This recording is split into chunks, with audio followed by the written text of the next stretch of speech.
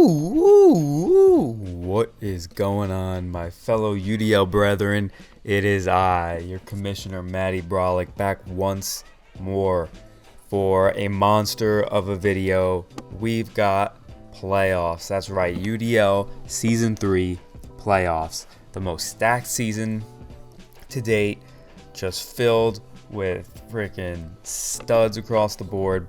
A lot of people put in the time and effort this season just waiting for this moment for playoffs to happen, having a chance to win the illustrious either conference finals or UDL finals in general. This is it. This is what we've all been waiting for, and it is finally upon us, and I am very excited to record this video because during the regular season, obviously, we had a lot of amazing games because every week you had a bunch of matchups that you just knew had the potential to be great, but I did feel like there were more scenarios during the regular season of hacks really affecting big games, and then also certain people just not giving like a full effort, whereas otherwise maybe the games would have had a little bit more of a high quality. But here in playoffs, I feel like the games across the board have been awesome, just really, really good games that could have gone either way in a lot of scenarios, or just really high quality, high level playing on both sides. So I'm really looking forward to showcasing these games because this is what UDL is all about, in my opinion. I mean, not really. I don't mean that UDL is all about the competition level, but when we have a league that's this stacked, like Season 3 is, this is the kind of thing I want to see from the games. I really just want to see good matchup after good matchup, meaning like two good players going against one another, both playing at a high level. The result being a high quality, good game that's just fun to watch, fun to analyze and think about.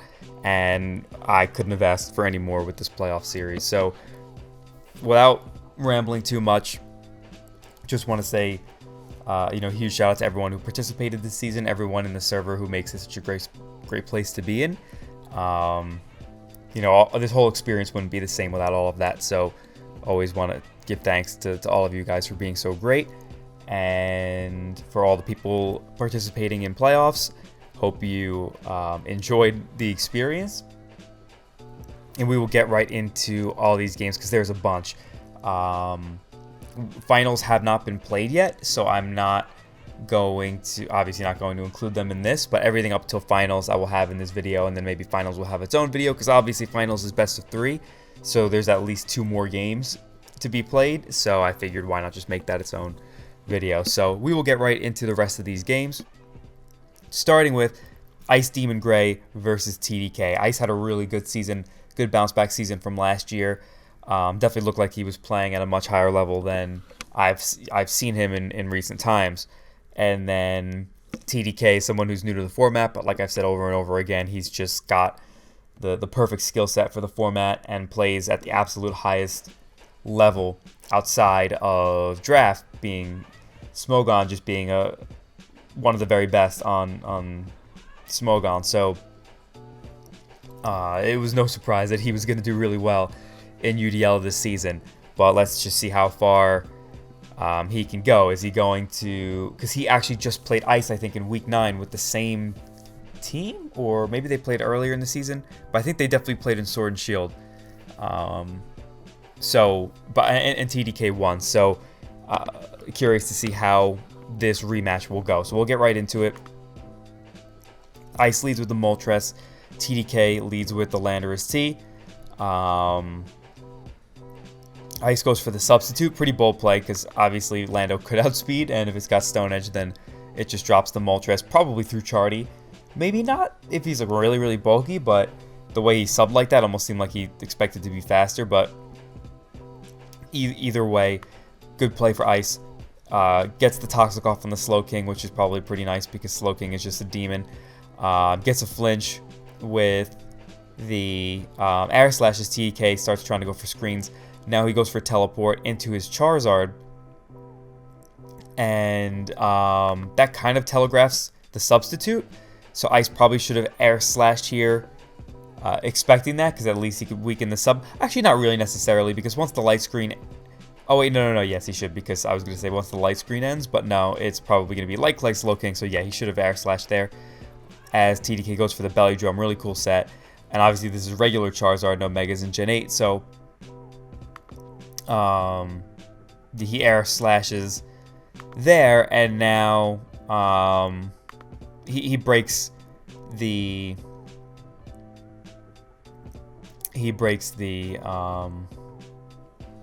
sub, and now TDK goes for another substitute, getting his Salic Berry, as the Moltres goes just for substitute there. But what he should have done on this following turn is substitute again, because if he subs again, then he guarantees breaks the sub as long as he hits the air slash on the next turn, because without the light screen anymore, the air slash would be breaking the sub. So he should have at least given himself the chance to attack this thing with something else after he wasn't behind a sub anymore.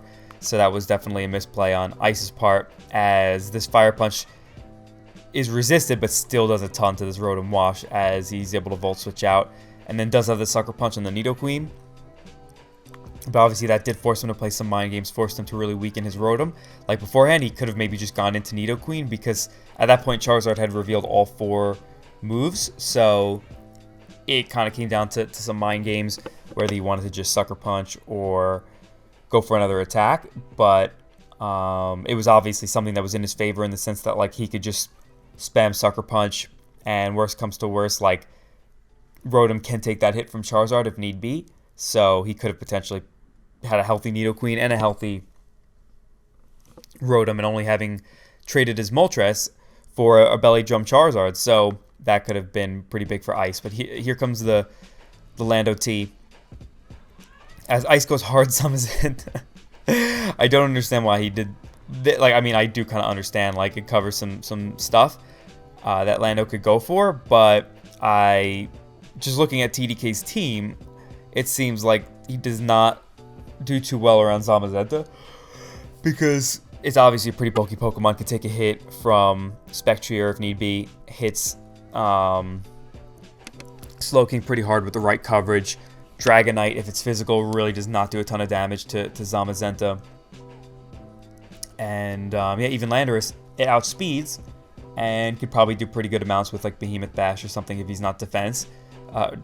He's not defensive. So that really wasn't the place. It turns out it's a Life Orb Landorus. As here he brings in the Persian, and it goes for Icy Wind. But even if he is Fur Coat, he's not living this Life Orb Explosion. I mean, at least I don't think so. I'm not sure. I doubt that was Technician, only doing 50% with Icy Wind. But it could have been. He could have been a bulkier set without much investment. So here he brings in the Nidoqueen, Ice Beams the Dragonite after getting Earthquaked. The Dragonite's got the weakness policy, and he's just going to Dragon Claw the Nidoqueen here. Here comes the Dragapult, so even if he has extreme speed, at least he can't hit him with it. Dragapult is really good against TDK's team, but I think Ice at this point has just let himself get so weakened that there's really not much he could do here. As now he's going to send in his Dragapult, try to go for the DD, but the Grimmsnarl is just going to Darkest Lariat, which does just OHKO the Dragapult. So TDK with a really definitive win, first round of playoffs, even in a matchup that he already had initially won. So that is impressive on his part. I do think Ice could have played that better, but TDK's prep was really solid. I don't know what these sets were exactly, the Spectrier and the Grimmsnarl. We know that the Slowking at least had Light Screen and Teleport, and it was Light Clay, so probably had Reflect, but not positive. But anyway, yeah, it would have been interesting to see if Ice had more pieces to play with, how the game would have played out. But TDK prepped well and just outplayed Ice for sure. So great season on Ice's part, though. I've been saying all season he really improved from last season.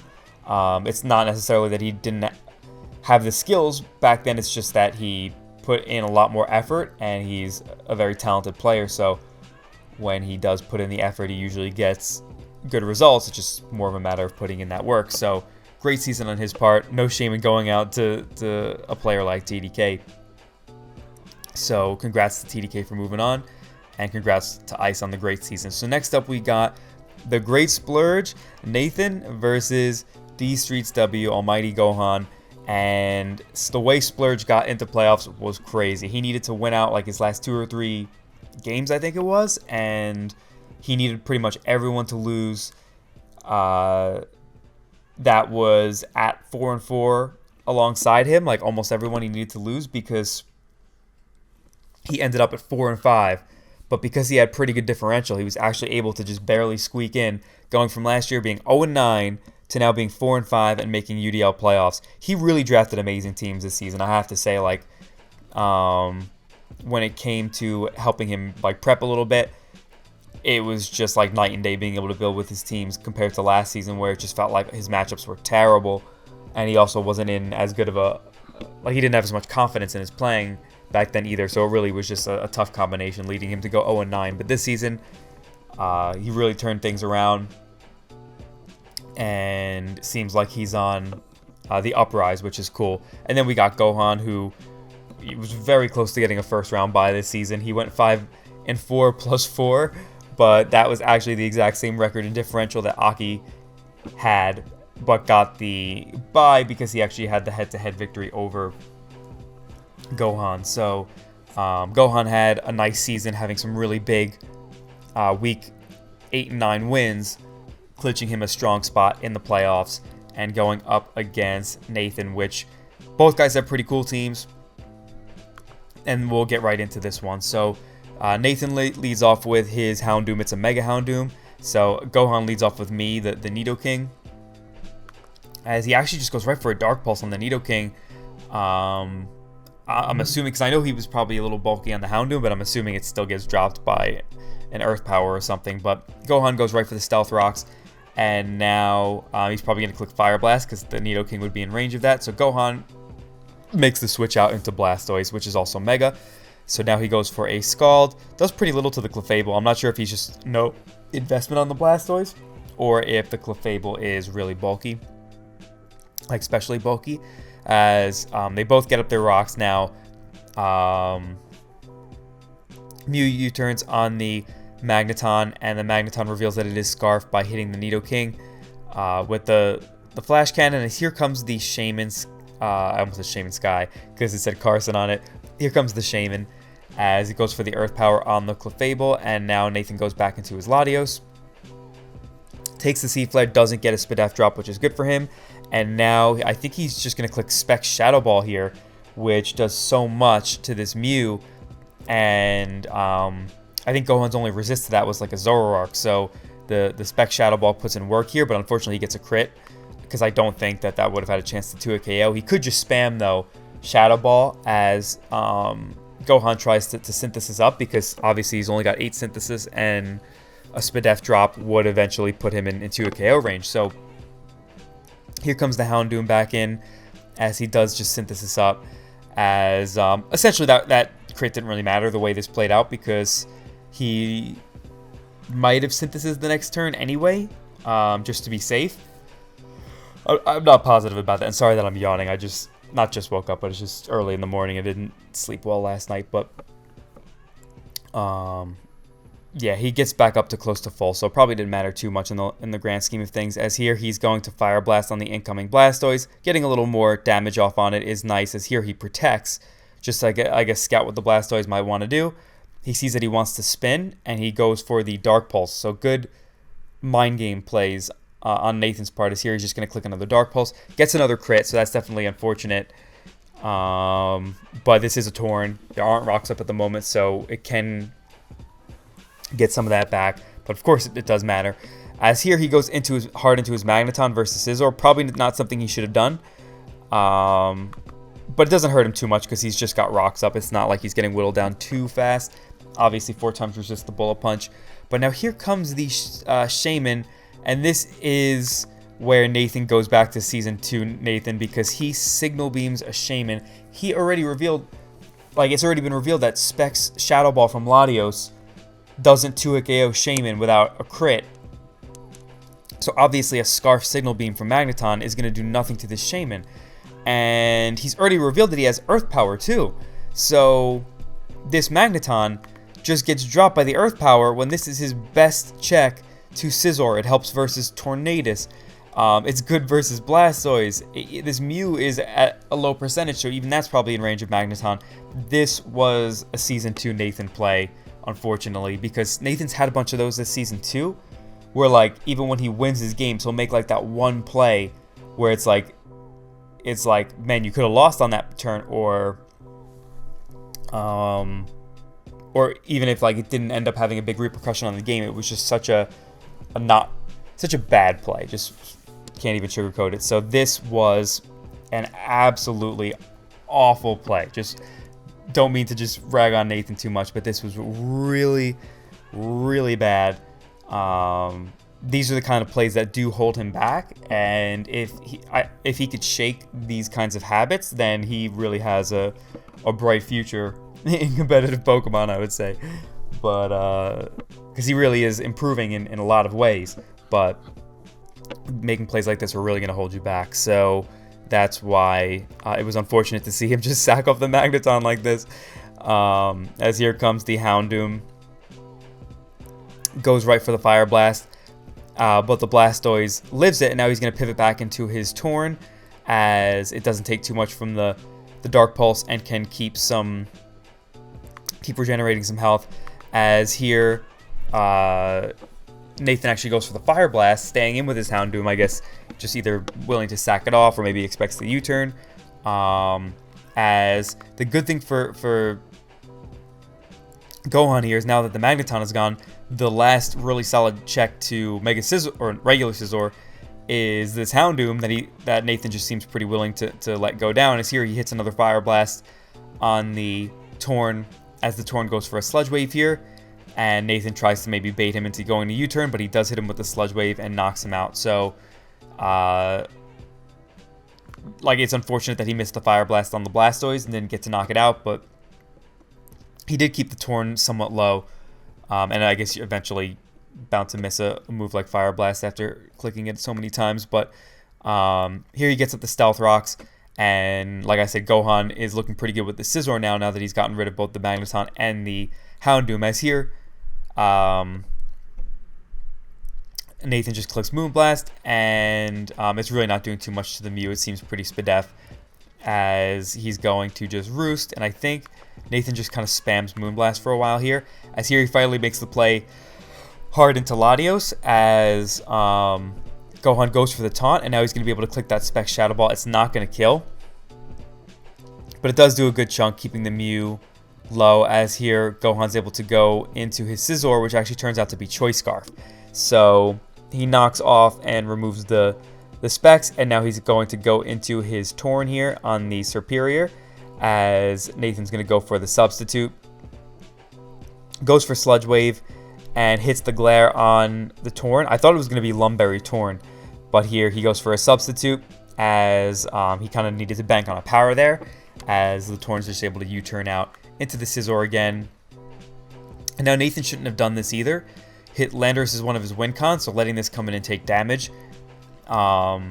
is putting him in a bad spot, because now it's at the point where he doesn't really have the tools to reliably break Gohan's team. The only thing that he had a chance with was, I think, a Double Dance Landorus, that if he could set up in the right circumstances, or Gohan doesn't play well around it, then he could potentially sweep with that thing. I don't know if the Scizor has Bullet Punch, because it is Choice Scarf, but if it doesn't, even all the more so, this Landorus puts in work. So he's going for the substitutes here, as the Torn has been clicking Icy Wind, Substitute, or Sludge Wave, and now could even just click U-turn if he wants to get that momentum, which he does. Nathan wasn't able to get any powers on this Torn, but you know, power isn't really something you could rely on too much. It's better for speed control. Obviously, the Yellow Magic is known for doing crazy things, but it's not really reliable to just paralyze something and expect them not to be able to move. So here Nathan goes for his Double Dance sweep, but Gohan does hit both Seed Flares, and at this point it is good game, because the Clefable can't touch the Mew. So this went from Nathan being in a really good spot to Gohan winning with a pretty definitive looking 5-0. It was a lot closer than the score suggests, but Gohan played it really well, whereas Nathan threw away some of his most important pieces when he was in a pretty good spot. So unfortunate for him. And yeah, the Scizor goes for Iron Head, which means there's a decent chance that it was not Bullet Punch, but also it could have been just because Bullet Punch is so good. So definitely a really good game because, like I said, Nathan really did have a lot of momentum in the early goings of the game and probably had a decent chance to win had he not thrown away his Magneton. But Gohan just pretty much made the plays he needed to make and was able to come out with a strong-looking victory. So congratulations to Gohan, and just congratulations to Nate on the amazing improvement he made this season. Like, he just went from like 0 to 100 compared to last season. So that was a major level up for Nathan. And like I said, congrats to Gohan for winning and moving on. This is his first time playing in UDL, and he's already in the second round of playoffs, so that's really impressive. So going on to the next game, we've got Kaz versus Carson, Golden Centurion, and they're playing in Ultra Sun and Ultra Moon. Carson actually made a lot of transactions in Ultra Sun, Ultra Moon. When they played the first time, Kaz had a really strong matchup, and this time around, I think the matchup's probably a little more, like, closer to even at least, but Kaz has a really good Sun and Moon team, so it's definitely going to be an uphill battle for Carson because he just struggles against Kaz in general. Like, I think going into this game, he's like 0-6 versus him. So, this should be an interesting one. Kaz picked Ultra Sun, Ultra Moon. So, Carson leads with the Tangela, as that's not really a great lead matchup for it. And the Victini just goes right for the Final Gambit, though, as Carson was afraid of that because he really just couldn't do much around that because Final Gambit... just the Victini, I think, had higher hit points than anything on Carson's team, really. So, unfortunately, he was just going to have to sack something if it was a Scar Final Gambit. And it turns out to be that. And, so, anyway. Here comes Uxie as Carson brings in his Feeny. Goes for a substitute on the Uxie's Stealth Rock. And now the Uxie's going to U-turn, which doesn't obviously break the sub. And Carson's going to crit the Hariyama, which obviously matters because now he gets to stay behind a sub. The Hariyama would have most likely been able to live that. So here, the Tapu Koko comes in, is able to Wild Charge as Carson could fire off another Moonblast. Seeing as how little that Moonblast did, I don't think he was like a boosting item because maybe like a Pixie Plate Moonblast could knock out something like a Hariyama. It didn't seem like it was Assault Vest, the fact that it died, because even through a crit, I don't think it would have died if it was Assault Vest, but the Coco's just going to go for U-turn on the Feeny as Carson makes the read. I'm not sure if he was Wakan there, but even so, I don't think he would live Wakan. Maybe because maybe it's like a bulk, maybe he was able to determine that it was a bulky Coco by how well it took that Moonblast. I'm not sure, really. What happened there, but he's able to fire off another Moonblast and hit that Uxie. As now he could, he probably should have subbed there, right? Yeah, I'm thinking he probably should have subbed there, but I guess maybe he just figured that's a like a Roost Coco and he'd be able to 1v1. I'm not positive, but here the Coco gets up a light screen right before going down and gets him into the Zygarde. And is able to just Dragon Dance up and get the 1,000 Arrows KO off on Excadrill. And now here comes the Tangela, which is able to take at least one Sludge Wave, but after the Sludge Wave damage, it does go down to a second one, even though it gets a Leech Seed off. If it was Hidden Power Ice, maybe it would have a shot to KO if he was...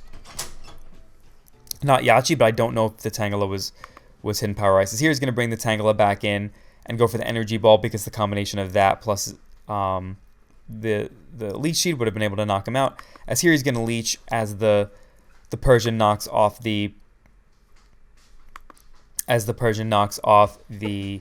Eviolite and now taunts the Tangela to prevent him from getting up another Leech Seed on a potential switch out, and now the Persian goes for the Z move, which is actually Z Parting Shot. So he's able to bring the Zygarde back in at full HP as the Tangela is only at -1 special attack and taunted, so it can't even Leech Seed this thing. So now all of a sudden, Kaz is in a great spot because he could just Dragon Dance up. 1,000 Arrows is going to knock out the Charizard, and now he can go into the Tangela here, but it's just not going to be able to do enough. As maybe he should have leeched there because if he's Autotomized Celesteela.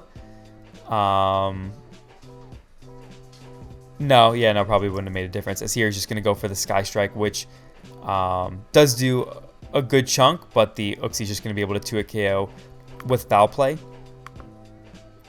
Or Uxie into Persian are going to be able to 2-hit KO with Foul Play, so I don't think there was anything Carson really could have done differently once the Zygarde came in. The only thing he could have maybe done was predicted the Z parting shot and had gone into something like Charizard, because Charizard in this scenario would not have, even at like -1, would have still been able to hit everything hard enough, unless it was maybe Memento Uxie too, because maybe then he hits the Uxie, it lives, and then Mementos into like Zygarde or something. But yeah, it was going to be a really uphill battle from there, and Carson would have had to really make that hard read when the Zygarde could have very easily, excuse me, the Zygarde could have very easily been Z as well. So that was a tough one, but a really, really good game. I mean, just right down to the wire. Like I said, Carson always struggles versus Kaz, but this time he came really, really close. But Kaz was just too powerful and moves on to round 2 in UDL playoffs. So then we've got the final match of round 1, which was Silver versus Rob. It's actually a week 1 rematch where Silver ended up getting lucky in the end game with his Weavile. I think he needed to like flinch or crit. I think it was a flinch. But it turned out where like Rob got a little lucky early game where he flinched a Hydra, or he flinched a Jellicent with his Hydra that was going to Dazzling Gleam. So that game was kind of a toss-up. Would have been interesting to see how that one played out without the hacks. But that was a week 1 game where Silver knocked off the previous champion, Rob Jr., and now they are facing, again, round 1 of playoffs, and they are playing in Sword and Shield. Silver leads with his Landorus as he just goes right for the Earth Power on Rob's Urshifu. And now I was thinking, like, man, that was bold, but it turns out that he's Scarf Landorus because the Urshifu is also Choice Scarf. So that was a good play on Silver's part, because if Rob was Scarf Urshifu, he was very likely going to U-turn here to get some momentum, and Silver was really able to weaken it with the Earth Power there. So here he brings in the Blastoise on the Salamence as Rob goes hard for the Toxic. Brings in the Raikou on the Blastoise as he goes for the Flip Turn, keeping him some momentum, giving him another switch into his Lando Eye. The Raikou reveals Leftover, so it would be in range of an Earth Power. So he's obviously going to U-turn here, knowing that the Raikou's probably not going to want to stay in when that's already revealed that it's Scarf. So he brings in the Weavile, goes for the Triple Axle on the Primarina, and that does like a decent little chunk, considering the Primarina is probably physically defensive to help check the Weavile. So here he's going to click Scald as the Garbodor comes in. It's funny that he named it Mineta. As he just Drain Punches, maybe expecting the Excadrill to come in, but now he's going to go for a Toxic Spike as the Excadrill does indeed come in, as he goes hard into his Blastoise. Now as the Excadrill Rapid Spins, he is lefties on the Blastoise, not Helmet, but here he could probably just click Flip Turn, I'm guessing. Gets a decent little chunk off on the Excadrill. I'm not sure how bulky that Excadrill is, like based on how it took the Flip Turn, but he's got the Leftover, so I'm assuming he's got some bulk on it at the very least. So here he's going to U-turn with the Landorus again as the Salamence comes in. And now I'm assuming he's probably going to want to Rapid Spin if he has it. He does. I thought that was Flip Turn for a second because they have the same animation. So he goes for the Rapid Spin on the incoming Raikou. And now he's going to go hard Latios. Obviously, a substitute Raikou would be pretty scary there in that scenario. So he's going to switch back into his Garbodor, wanting to sack it off, as now he could probably just bring in Weavile, because I think Life Orb Triple Axle could actually knock out a Raikou from there. It's just such a broken move if it hits all 3 times, as now you're going to see he hits 3 more Triple Axles, and Poison Jab is just able to knock him out from here. If he was Kebia Berry, he might have been able to live that, but he crit him anyway, so obviously he wasn't going to live. And now, remember how I said week 1 the Weavile got really lucky against Rob Jr.? Now the Weavile just got a crit versus the Primarina. Obviously that one didn't matter, but now here the Necrozma comes in as Silver stays in, knocks off the Assault Vest on the Necrozma, and crits it in the process. And now, even though this is a Life Orb Weavile, that very, very likely lives a knockoff. Like, he would have to be a pretty offensive assault vest variant where, like, he just did not have a lot of HP, I would assume. I mean, I didn't calc it myself, but we just know with Prism Armor he probably lives that. He didn't have any rocks chip or anything like that, so I'm pretty sure that knocked him out. It would have probably put him really low because I don't think he was like a very physically bulky one. But even with max HP, he probably lives and then knocks out the Weavile.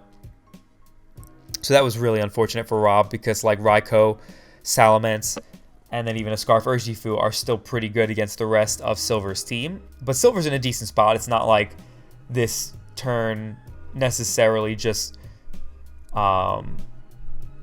like was the only thing that Silver could have gotten to win the game or anything like that. It's just that it really took away the chance of this game turning into a more competitive one, as now Rob's just really weak to this Weaviles. It just goes down to the Ice Shard, and there's really nothing he could do against it. He would just kind of need to dodge hits probably because he could just triple axle the Raikou from here, and I think it knocks it out. And then the Excadrill is at 50%. That would go down. The Salamence is obviously going to go down. So this was the one game in playoffs where it was just kind of ruined by hacks because I don't know how it would have played out. It seemed like Silver was in a pretty decent spot in general, especially if he got like a ton of damage off on that Necrozma because it just would have been so low. But obviously Weavile was his main. Like, for example, like once he knocked it out, Rob couldn't touch it. So knocking out the Weavile was his biggest priority, and he might have had the means to play around the rest of his team. So that was really, really unfortunate for Rob, and it's sad to see the previous champion go out like that, but that is unfortunately the game that we've chosen to play. So that's just how the cookie crumbles sometimes, and Silver, twice this season, his Weavile is able to just be too powerful for Rob Jr. So moving on to the next game, we've got round 2. We've got the 2 5-4 +4 boys, Aki VGC versus Almighty Gohan. And now this is Aki's third time in UDL playoffs. He's been a finalist in both the first 2 seasons so far. So he's been someone who's had so much success in UDL and playoffs. So going up against Almighty Gohan here, Sword and Shield, pretty cool team matchup where it's just like both teams kind of destroy each other offensively. So they both are going to bring some pretty cool offense and just trade blows back and forth. So we'll get right into it as Gohan leads with the Mesprit and Aki leads with his Kartana, his Ferrothorn, and the Fire Punch burns the Ferro turn 1 as Thunder Wave paralyzes the Mesprit. The burn definitely kind of stinks, but I don't think it really comes into play here because now this thing is in... Oh, wait, yeah, no, it does a little bit. Like that knockoff would have done double that damage. But he actually gets the weakness policy boost as now the Crook comes in, and Aki is not in a great spot, but he crits the Darkest Lariat, which is some, probably pretty good justice, because I would assume that if the knockoff did what it would have normally done had the Pharaoh not been burned, then yeah, I think the Darkest Lariat probably would have, like the Mesprit probably would have been in range of the Darkest Lariat. So I think that was like a relatively fair trade-off there, but that would have been really bad if Aki had to just sack both of his mons to both of his first 2 mons to this Mesprit. So he does get the Moxie boost now as Gohan brings in a Boots Roserade, goes right for the Giga Drain, as now Aki overpredicts going for the Thunder with his Life Orb Dragapult, as the Roserade just stays in and Sleep Powders here. Gets the sleep off on the Dragapult, but I don't know if the Natural Cure activated. I don't think it did because I think it says it on the side here in the chat if it does, and it didn't come up. So I wonder if he's Technician, like what move he's got that he would be Technician. But yeah, he brings in his Landorus, which is actually reveals to be Choice Scarf, as Aki doesn't really have a good switch into this thing, so he's just going to sack off the Dragapult. And actually, no. The Landorus is not Choice Scarf. I thought I didn't see that the Dragapult said it was asleep. The Dragapult did go first. It was just asleep. So here comes the Reuniclus, as Gohan makes a good play by earth powering this, because if he goes hard for a knockoff and the Reuniclus' weakness policy, that puts him in a really tough spot. So good play by damaging it, but not too much, to the point where the Reuniclus just gets all these boosts and one KOs everything on Gohan's team. So here he's just going to keep him low by spamming earth power. And now brings in the Spectrier because he could live any one hit from the Reuniclus and just get the Shadow Ball off and now outspeed the rest of Aki's team, as Aki is going to go into the Crocodile. This Shadow Ball does do a decent chunk, as Aki goes for the Scale Shot, and the Spectrier reveals to actually be Scarfed. So that was not a good exchange for Aki, because he only got 2 hits on the scale shot. Had he hit one more, he would have knocked it out and been at +1 speed with most of his HP still. But yeah, either way, it's not doing too much to the Corviknight anyway. So here he's just going to be able to go right for the U-turn on the Corviknight, as he's able to keep up some momentum, knocking out the Crook. But the Crook obviously still would have been alive. In that scenario, he probably would have had to go for a different move like Brave Bird or Iron Head to try to whittle him down a little bit, and the Crook could have taunted the Corviknight like it did and kept it kind of low.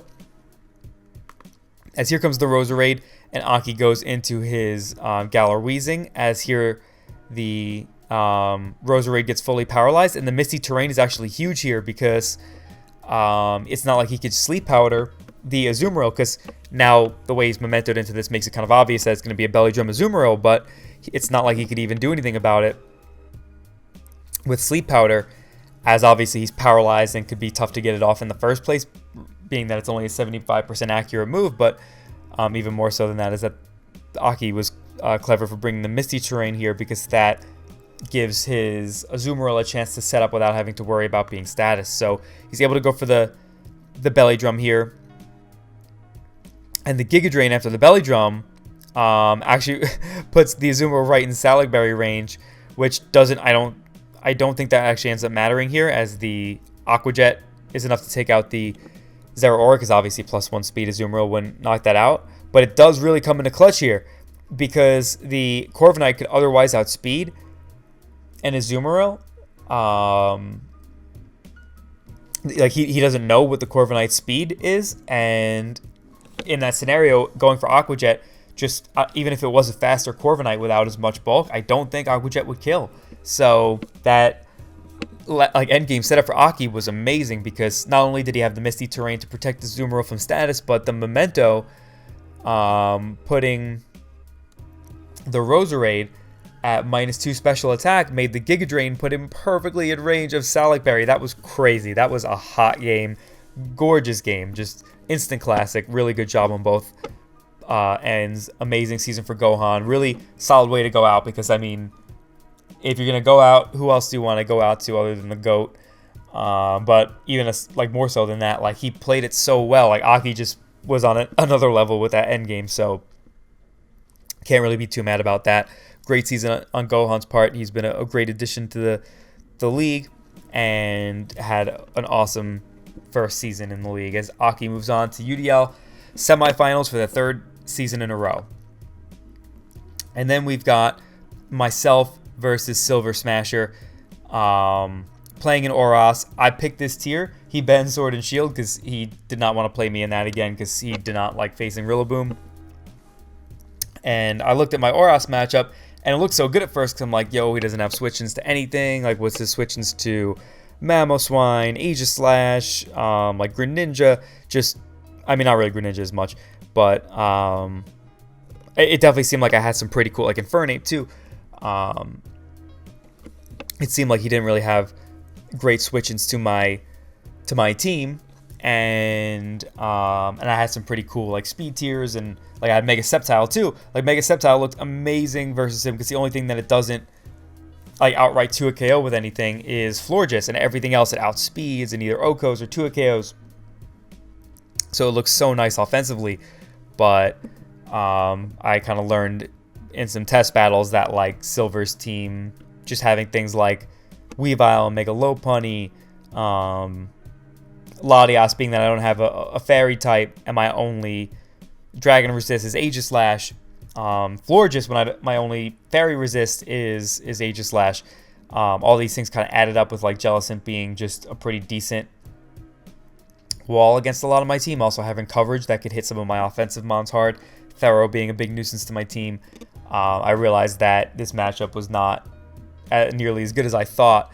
Definitely have a lot of huge threats to him, but if I don't position them really well, then it is just really hard to play around this team. So we will get right into this game, as it was a really good one. I lead with my Infernape because if he leads with Ferrothorn, I want something to deter him from getting up. Just lead Stealth Rocks or Spikes with his Ferrothorn, because the hazard stack is really annoying for me in this game. So I'm going to go right into my Mesprit here, because I figured that if he is a Mega Lopunny, or I mean, not that if he is Mega Lopunny, but if he wants to stay in with Lopunny, he's probably going to want to go for the Fake Out, because I could be a Focus Sash Stealth Rock Infernape, and the Fake Out would break my Sash, or if I'm any other variant of Infernape, just being able to, because since I would be able to outspeed on the first turn, he's going to want to get his Mega Speed off, so it would have been a really risky play for him to not go for Fake Out here. So he fakes out into my Mesprit. I'm actually not Rocky Helmet, because Citrus Berry turned out to be something that had a little more of a widely effective use. So I'm going to go for the Hidden Power here, because I have a feeling he's going to be Aqua Berry Pharaoh. So just breaking that is kind of nice. Here I'm actually going to go hard into my Infernape, because if he wanted to go for something like Leech Seed or go hard into his Weavile, I figured it could catch some of those potential plays. But he does actually go hard into Jellicent, which is really not a great situation for me, as I do have Expert Belt on this Infernape, which could 2 KO with Thunder Punch, but and it was tempting to stay in a little bit because he revealed Leftovers, so I didn't have to worry about him being any kind of boosting item that could 1 KO me with Skull, because I really want Infernape around for the late game, because Expert Belt Mach Punch is really good against his team. So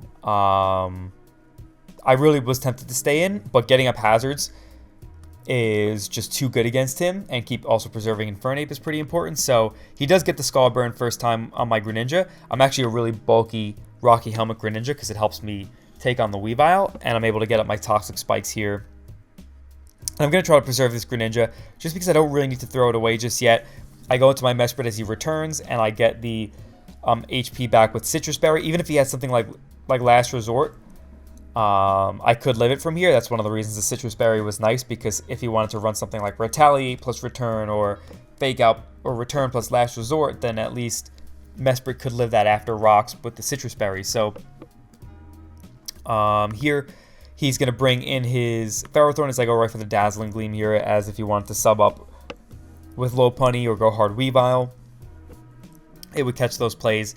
And now I'm tempted to go for Hidden Power Fire, but I'm just going to go right into my Infernape, because I don't want my Mesprit getting more weakened. I would like to keep it for Healing Wish if need be. So here he... what just happened there? Yeah, so I go hard Infernape, as he actually goes hard Latias, knowing that it covers the HP Fire and it covers Infernape. So really good play on his part. He's just really outplaying me in some of these early game sequences. So I'm going to go hard into my Aegislash here, which is a Leftovers Swords Dance Pursuit Shadow Claw set, so I have nothing to hit Mega Lopunny. I made this call kind of late into my building process, because I just kind of struggled versus something like a really bulky setup Latias, or a really bulky setup Florges. Even Ferrothorn was annoying, sometimes trying to whittle that thing down. If it had Leech Seed, I couldn't just click Shadow Claw and expect the Ferrothorn to go down. So having Swords Dance was really good in that scenario, but it just made me really vulnerable to Lopunny. But if I could not really reveal all my moves early on, then I don't think he'd be so confident in just switching Lopunny hard in on my Aegislash necessarily. So I'm going to go for the Pursuit here, because him defogging is really bad for me, because the hazards are just really important here, and I haven't gotten any poison on anything, I don't think. Yeah, nothing has been poisoned. I've only gotten a little bit of Stealth Rock chip, but really just basically zero. So it's really bad that he defogged for me, but if I could at least weaken this Latias and maybe get some more hazards up, I might be back in business. But I go for the pursuit as he does switch out, and it turns out he's Cobra Berry. So he was so ready for this. I do very little damage, and that is just not a good sequence for me. As here he goes right for the hidden power with the Florges. I was hoping he would go for like Wish or something like that, but he actually does just go right for the hidden power. And as I go for the Swords Dance, but so the hidden power does do a decent chunk. But at least with the Swords Dance, even if he has like a Fizz Def Florges, the Shadow Claw is 2-hit KOing from here. So now I'm actually going to King Shield because I want to preserve this Aegis/'s HP a little bit. And now I'm going to switch out because Shadow Claw unfortunately would not knock out the Ferrothorn, but he does just go right for the knockoff. And knocking off the Expert Belt is actually pretty bad because now I can't 2-hit KO the Jellicent. So I just have to click Flare Blitz here because I can't really afford to let Silver keep outplaying me. Like if I were to Thunder Punch on his Ferrothorn, I'd be in a pretty rough spot. So here I'm just going to go right into my Rotom Wash. I am Choice Scarf on this Rotom as I Volt Switch. He's a Fizz Def. I've pretty much I've determined that this Jellicent is like max Fizz Def. As thankfully I'm able to get in my Greninja again and get up the Toxic Spikes. So here I'm actually going to preserve that and go right back into my Rotom, as being able to chip down this Ferrothorn gradually is nice, as I'm going to bring my Infernape back in as he goes right for the Power Whip, and that is annoying that it does put me into a KO range. And now I'm actually going to double back into my Greninja because it covers a lot of what he could do. My Greninja is going to go down. And now I have Switch Initiative as I bring in my Adamant, Choice Band, and Mamoswine, and I actually crit the Florges here. He was eject button on this Florges. He was not max defense, but he was max defense EVs, but he was calm instead of bold. So it wasn't a roll, I don't think. Like, I think he definitely lived that, but it would have done a million damage. Like, his Florges would have been pretty much taken out of the equation for the rest of the game, but leaving it as a sack would have been nice for him at least. So that crit definitely mattered, I'm pretty sure. Like I said, I am Choice Banded Adamant Mamoswine, but with max defense EVs, I'm pretty sure he still lives that from 88. So that was unfortunate for him. And now I need to actually sack my Infernape, which sucks because I was trying to preserve this so hard all game because just Mach Punch is so good. Like, I don't need Expert Belt to Oko Weavile. And just a weakened Lopunny could be picked off by Mach Punch.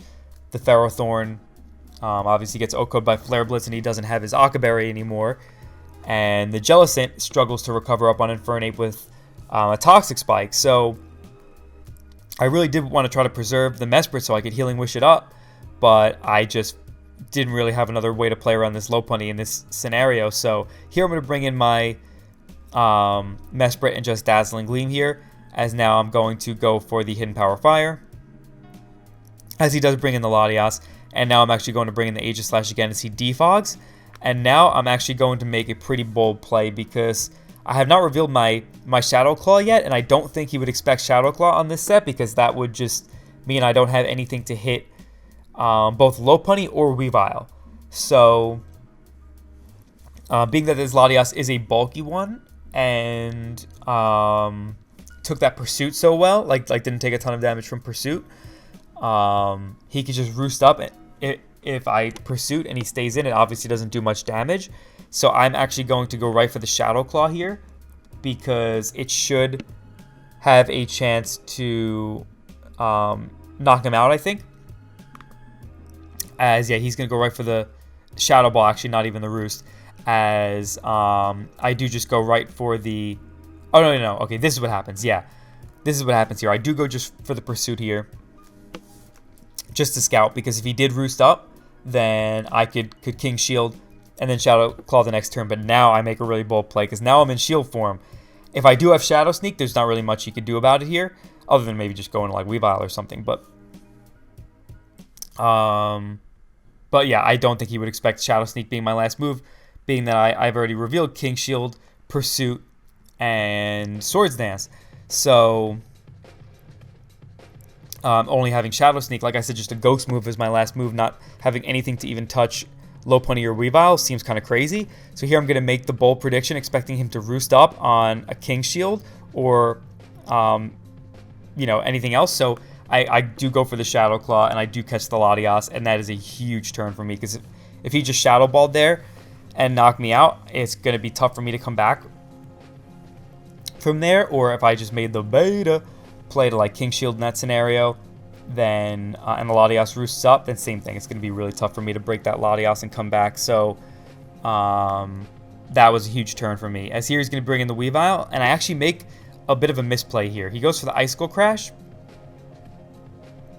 as I go for the Shadow Claw there. I probably just should have King Shielded here, because or at least on one of these turns, because if I King Shield, that gives me a chance. Like, seeing that he has Life Orb on this Weavile, he's probably not going to be like Substitute or Swords Dance or anything like that. I mean, he could be Swords Dance, but even so, he would still be forced to take another round of Life Orb. So yeah, I probably should have just King Shielded there, being that he already revealed that he was Life Orb, as I would have lowered his defenses, and he wouldn't have been able to probably even KO me from there. And if he did, he still would have been forced to take another round of... or if he didn't, he would have taken either more damage from me or would have been forced to take another round of Life Orb. So, yeah, that was a misplay on my part. So here I'm going to bring in the Rotom Wash. Also, because if I got one more round of Life Orb, he would have been in range of Volt Switch right here, which would have been really good for me, as that probably actually would have just secured the game for me. But I'm forced to actually go for the Thunderbolt here, as the Ferrothorn gets up his Stealth Rocks again. Smart play, as it puts my like Mamoswine in more range of things, as well as my Rotom Wash. As here, I'm going to get at my own Stealth Rocks, because it would really help if he didn't go hard Weavile here. And if he does go hard Weavile, I do have Dazzling Gleam. So, like the rocks would have put Weavile in range of like a Choice Banded Mamoswine Ice Shard if I needed it. So, I do know that I live knockoff here because I've lost my Citrus Berry. So I am able to just Dazzling Gleam here and knock out the Weavile. As here he's going to go into the Lopunny, and I just am forced to sack off my Mesprit. And now he goes, or I go Rotom Wash, as he's got in his Lopunny. So basically what this comes down to is I'm a timid Scarf Rotom Wash. His Lopunny, if he's just got like a pretty standard spread with like just enough speed to outspeed whatever he wants to creep on my team, and has like, you know, 100 HP EVs or something like that, which is what I kind of determined was like the most likely spread if you wanted to maximize like attack or whatever. Then this Rotom needs like a mid to high roll to put this Lopunny in range of going down to poison the next turn. And if he if he stays in and he lives that Thunderbolt with enough HP to knock out my Mamoswine, then it literally would just come down to if he's got Drain Punch or High Jump Kick. Well, the thing is, he kind of needs High Jump Kick here because Return doesn't knock me out. So, then it would just really come down to a High Jump Kick miss versus Mamoswine, giving me any chance to win, because Mamoswine can't beat Jellicent and Ferrothorn with just Ice Shard.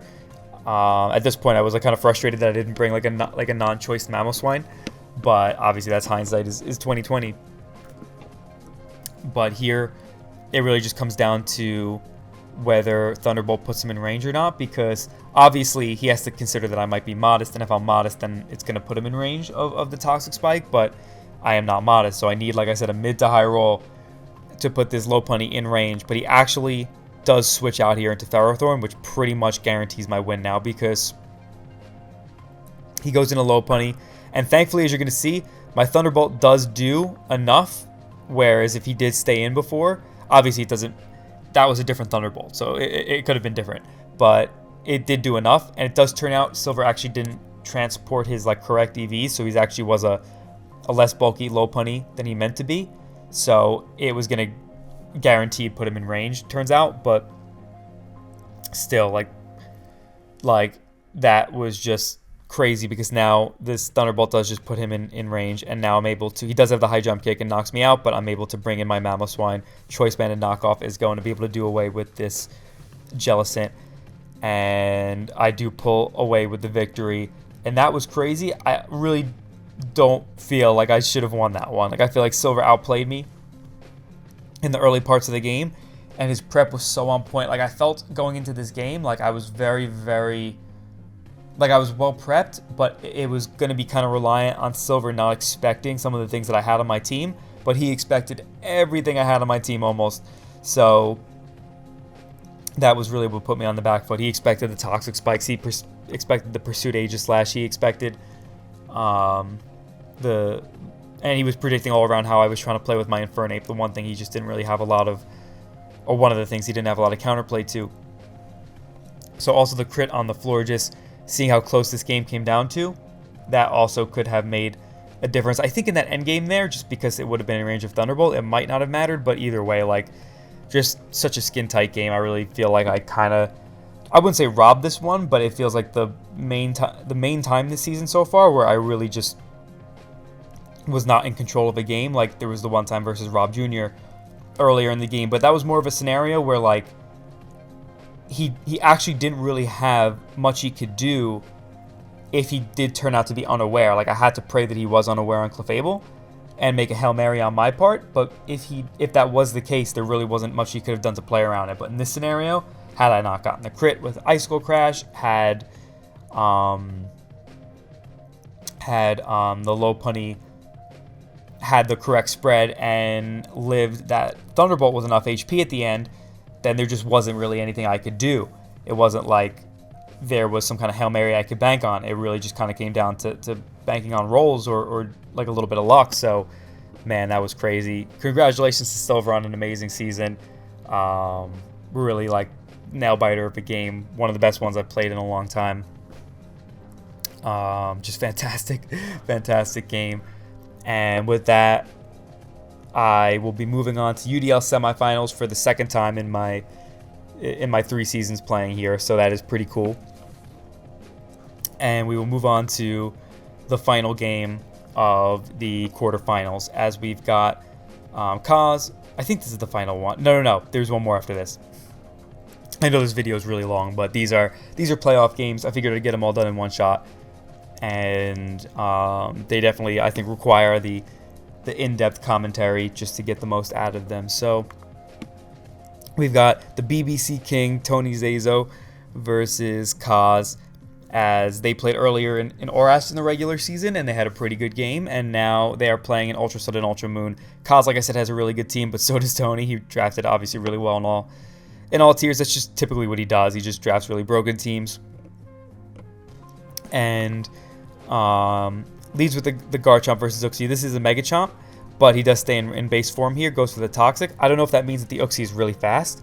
Probably is, knowing Tony, just like running a really bulky Garchomp, but it seems like he's staying in main form, maybe to get some rough skin chip, but also because, like, maybe turn 1 they figured he could outspeed him. Not that that really would have made a huge difference, but yeah, maybe just to get some rough skin damage as the Ice Punch does come off, and he does have enough bulk to avoid a 2-hit KO from it. So getting that rough skin chip is nice. As here, Kaz kind of over predicts going right for the knockoff, as he gets more rough skin chip and also fires off a Dragon Claws. Now he's able to go into the Torn on the Ice Punch. Doesn't do too much, as now Kaz is able to bring in his Coco, and Tony's going to switch out into his Alolan Muck, as that Thunderbolt does a decent little chunk, but it reveals that he's left over his Coco, which is interesting here. So that's probably to be more of a Torn check, as Tony goes right for the Poison Jab in on the Hariyama, as the Hariyama goes for the knockoff here. I don't feel like he should have gone for that. I feel like he probably should have gone for Earthquake if he had it, or just like a close combat or something that would knock out the Garchomp, and not, because this Garchomp has literally done so much to Kaz's team just by having rough skin, like not even like barely even like clicking attacks. He's gotten up the Stealth Rocks too, and then also chipped down the Uxie and Hariyama with the Earthquake and Dragon Claw. But yeah, these early game plays were not the best from Kaz. It just seemed like he over predicted a little bit. As now here comes the Aegislash, as it's going to King Shield on the knockoff, as now his attack falls. And if he has weakness policy on this Aegislash, then that would be really nice, because he gets, you know, the attack drop from King Shield would make that knockoff do very, very little, and he autotomizes here. So here he goes for the auto, and now the Scizor is going to Mega Evolve, as he does have Hidden Power Fire, and it does just knock out the Mega Scizor, which I kind of didn't expect it to just one-shot it like that, but that was pretty cool. Is here he's going to go right for the Shadow Ball versus the Zygarde. Doesn't want to let it set up, as that is what Kaz tries to do by going right for sub.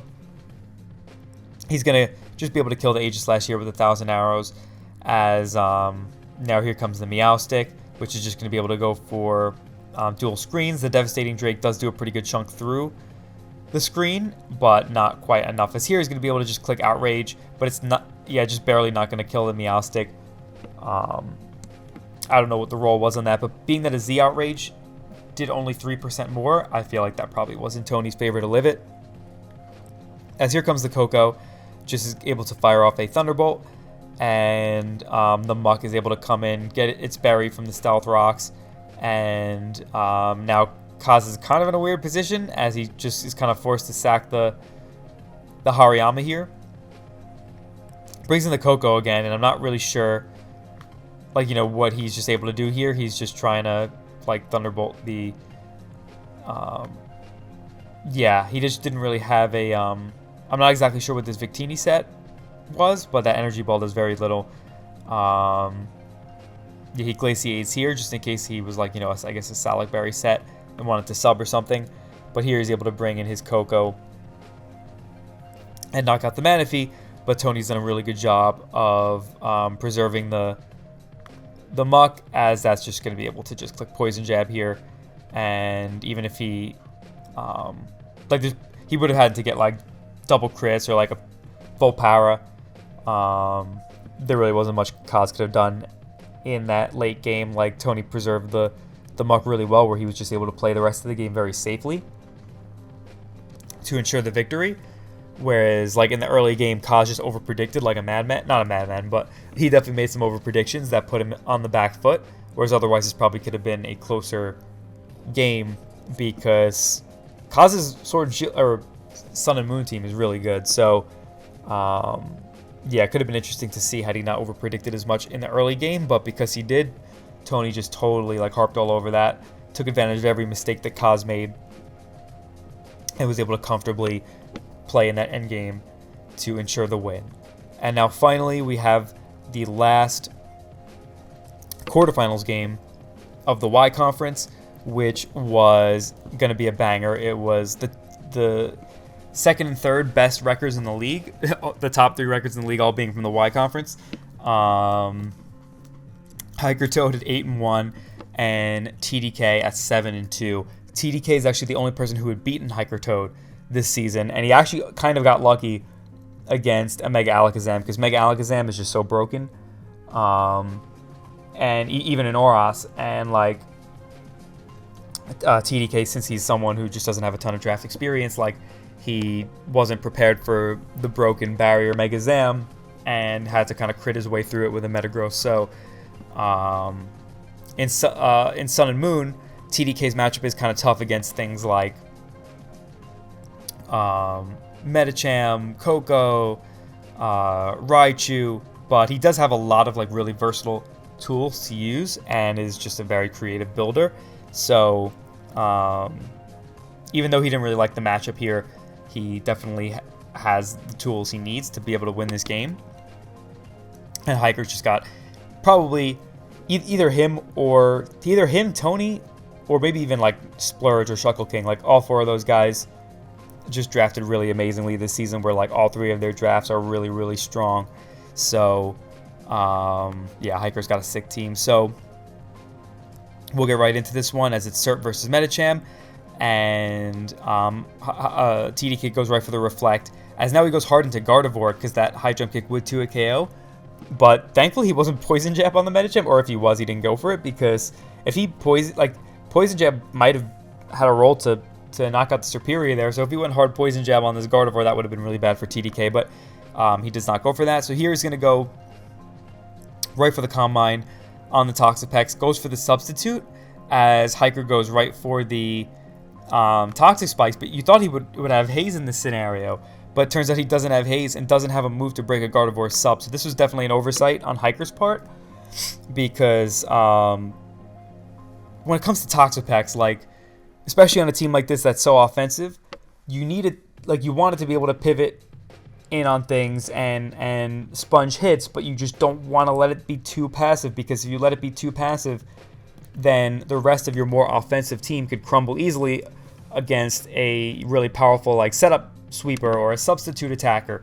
So him being this vulnerable to a Gardevoir set like that was definitely an oversight, but really smart bring on TDK's part, as he's able to take 2 Skulls behind a sub and then just goes for Thunderbolt. He probably should have just Calm Minded up to +6 here, as you're going to see, as he goes for the Thunderbolt on Bronzong.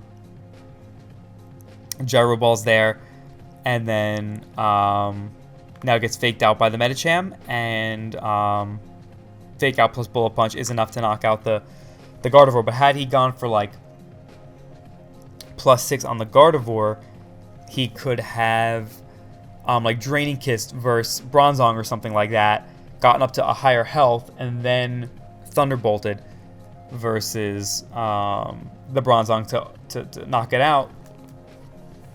Or I don't know if Draining Kiss would 2 a KO +6, but yeah, that would have put him in a really good spot, because then the Medicham's fake out into BP would definitely not have had a shot of knocking him out, and I think it would have just been game. So that was a little bit of a mistake on TDK's part, but I understand that he was probably worried about he did mention what he was worried about, which made a lot of sense. It's not like that was such a huge like choke or anything like that. It just, in hindsight, would have been the better move for him to do.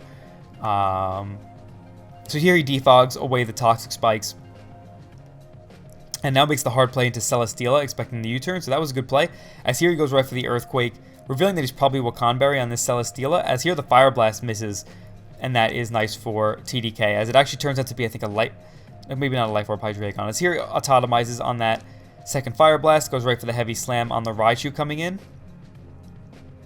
as the Raichu is able to just knock him out with a Psychic, but not after taking a huge chunk from the Heavy Slam, as here the Rhyperior does a ton with the Earthquake, and now is able to switch into the Mew on the high jump kick, as he soft-boils up. The Koko going for U-turn does a pretty decent chunk to the Mew, he soft-boils again, and now the Hydreigon goes for the Roost, but Mew's actually packing the Dazzling Gleam, so it knocks out the Hydra here. And now Hiker reveals the Stoked Spark Surfer Z move, the Raichu special Z move, and that's a really, really strong one, and also has a guaranteed paralysis. The Mew lives on 1%. I don't know what the roll was here, but that's crazy that it almost had enough power to 1 KO a Mew. As TDK actually goes for the Gigavolt Havoc here, which is actually going to be able to knock out the I was almost at Raikou, but the Raichu. As here, he's able to set up another Reflect against the Koko, and brings in his Kommo-o as he gets faked out by the Medicham. And now here comes the Tapu Koko, as he's able to go right for the Earthquake. The Earthquake does 97. If he was able to knock him out with the Earthquake here, it's just GG. But now it comes down to the Koko does have Dazzling Gleam, which was not something he definitely could have expected, as here he Rock Polishes on the Grass Knot Koko. So with this Rock Polish, he might be able to win the game, because Solid Rock Rhyperior might be able to take a Fake Out plus Bullet Punch from Medicham. I don't know the calc off the top of my head, but I think it takes that. So if this outspeeds the Koko here, which Rhyperior does have the ability to do, especially if he's Jolly, but if he's Adamant, probably not. So obviously if he Earthquaked here, he would have been in range of high jump kick. So this was definitely his best play. But if he's not Jolly, or if he just doesn't have enough speed to creep a Koko, then Hiker would win here. But if he does have the speed here, then I'm pretty sure because the Reflect is still up too, so Fake Out plus BP definitely doesn't knock him out. So yeah, if it all comes down to whether this Rhyperior can outspeed the Koko at +2 to determine who will move on to semifinals, and the Koko is faster. So that was such a close game. Like, geez, it really seemed like TDK had it in the bag while I was watching it live.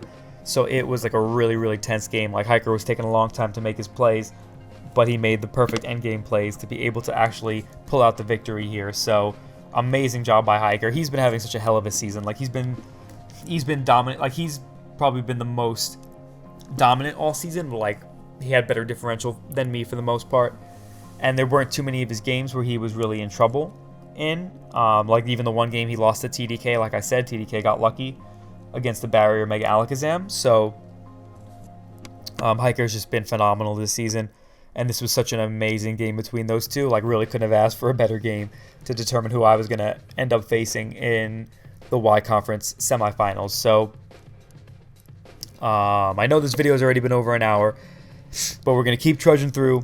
We're going to make it through the... Man, I need some water. I really need to get a drink, but we're going to make it through these last two conference finals games because, believe me, they are not ones that you're going to want to miss. So, first up, we've got the X Conference Finals. Aki VGC versus the BBC King, Tony Zazo, Iron Flash Gaming, Augie YouTube, two Rushmore brethren. So this is cool because this is the second time in 3 seasons where 3 of the semifinalists have been Rushmore members. In season 1, Zazo didn't play, so it was myself versus Dylan, Gypsy in semis, and then Aki was in the X Conference semis and obviously made finals. And then this time it's myself versus Hiker in Y Conference semis, and then Aki versus Tony in semis. So it's cool because there's been a Rushmore, like season 1 was Rushmore finals, season 2 was a Rushmore finalist, season 3 there's another guaranteed Rushmore finalist because we have 2 Rushmores playing each other. So it's really cool that the Rushmore members have been just piping up for UDL season after season. So they elected to play in Oras. Obviously, Tony is the most comfortable in Oras, where Aki is not as comfortable. He's amazing in all 3 tiers, of course, but I think he'd probably prefer Sun and Moon and Sword and Shield over Oras. So it's more favorable conditions for Tony. But Aki's got a really cool and versatile team. So especially with his creative building, there's definitely ways he could build around this matchup, even though Tony's team is super strong. So yeah, this should be a good one. I know these two aren't putting in super try hard effort, which is unfortunate. They've kind of done that all season, but normally in playoffs they would, because they're demons in playoffs. They just go such hard mode in playoffs all the time.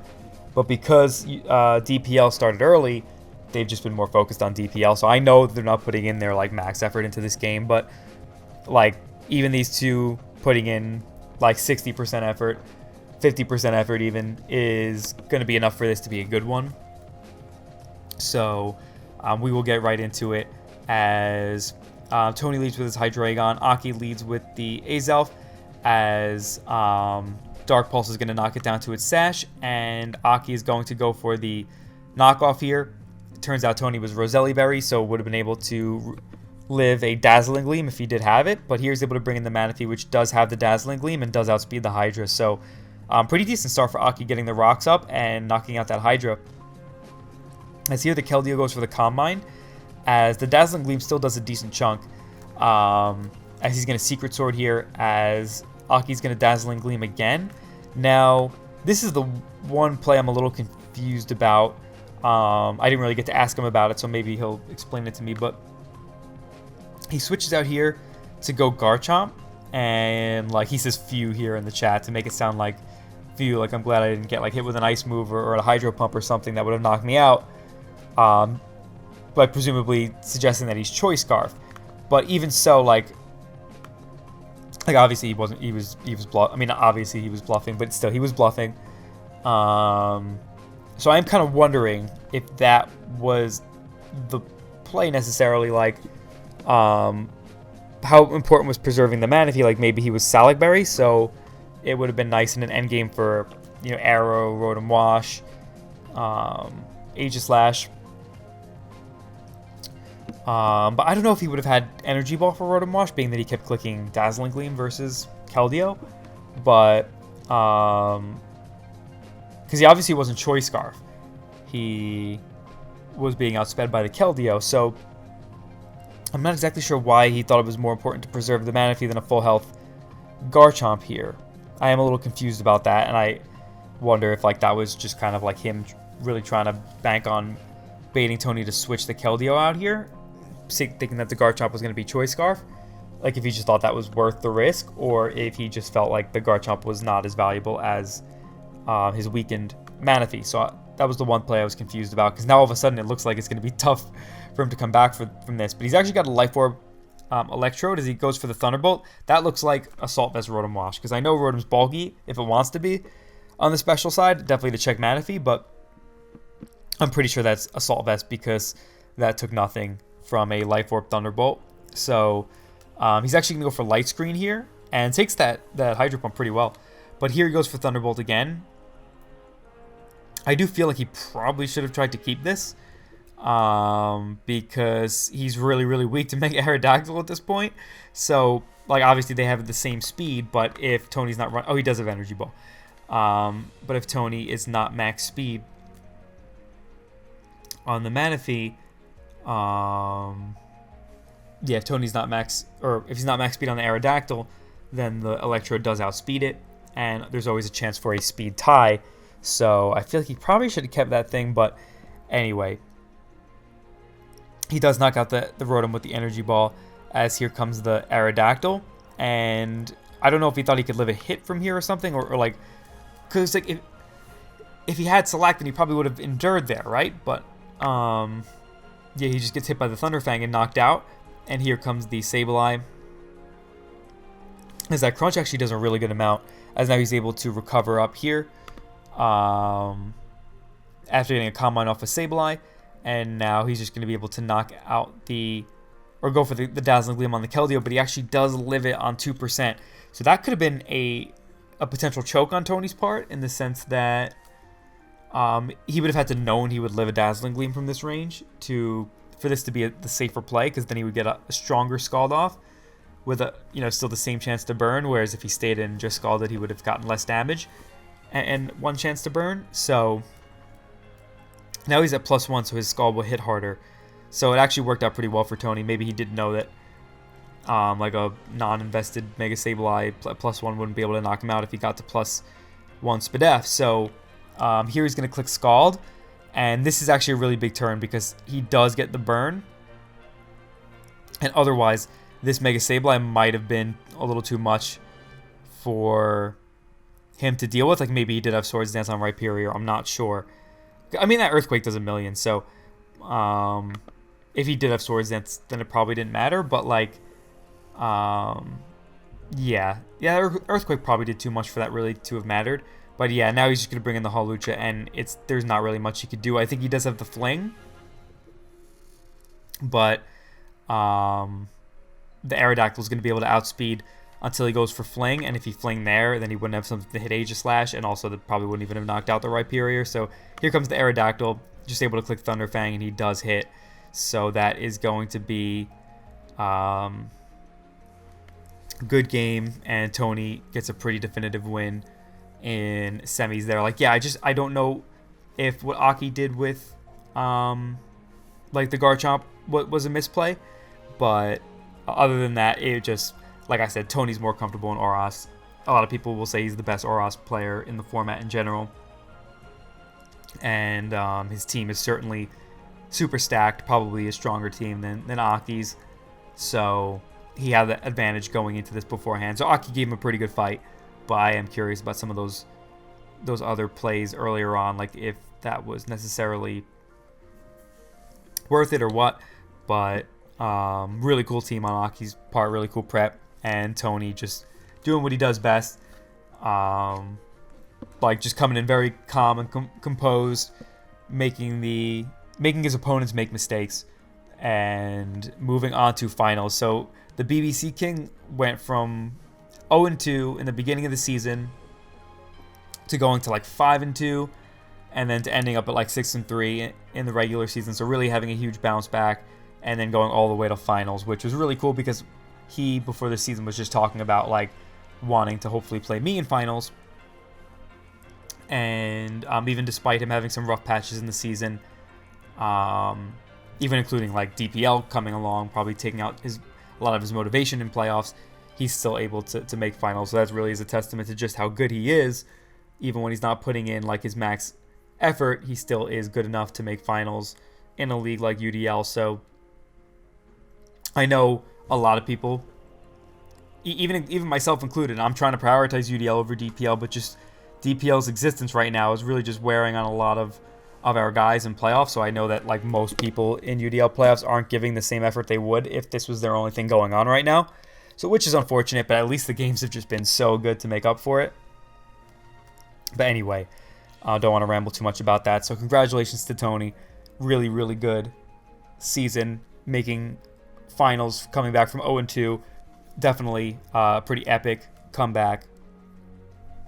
And yeah, we will see who will face him in finals, as it is myself versus the one and only Hiker Toad in semis, and we are playing in Oras. This is another scenario where like I picked Oras because he banned Sun and Moon versus me, which I might have picked against him because I actually think my Sun and Moon matchup versus him was pretty solid.